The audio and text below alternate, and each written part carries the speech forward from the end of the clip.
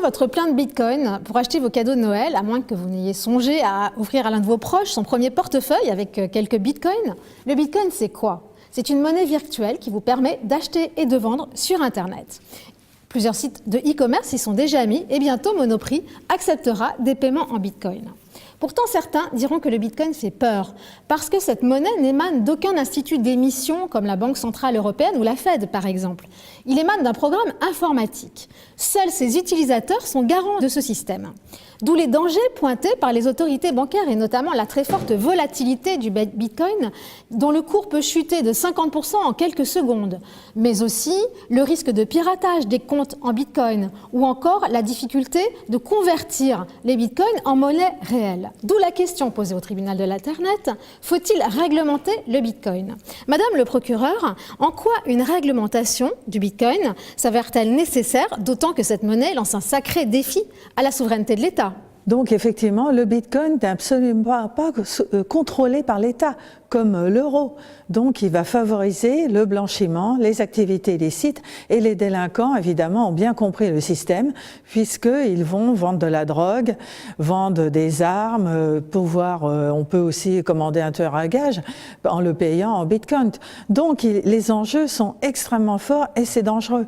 Donc à mon sens, il faut un statut du bitcoin.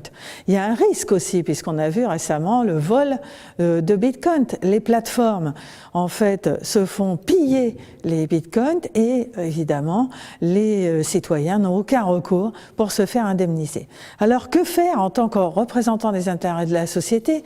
Moi, à mon sens, il faut réglementer aussi ces plateformes d'échange qui permettent justement de faire circuler les bitcoins.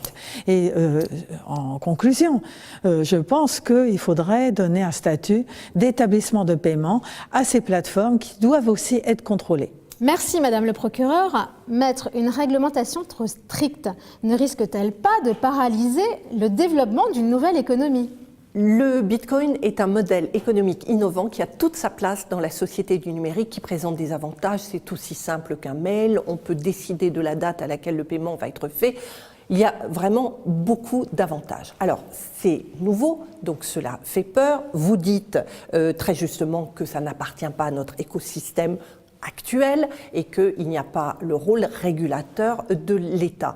C'est vrai, c'est un algorithme qui le produit, mais vous avez un système d'autorégulation qui se met en place et le bitcoin fonctionne comme des monnaies complémentaires que nous connaissons parfaitement. Vous avez des miles, les points fréquence plus par exemple, les points de fidélité dans les magasins.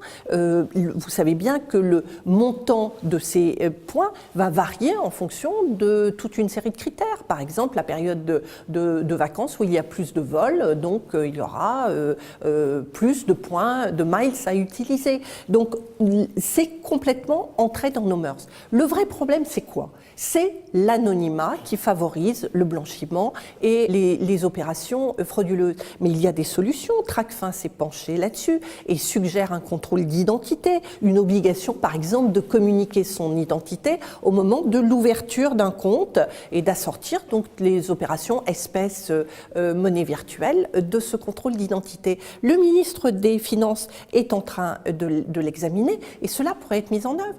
Le bitcoin a de l'avenir, même s'il n'est pas dans le modèle que nous connaissons. Faut-il réglementer le bitcoin? À vous de juger et de voter.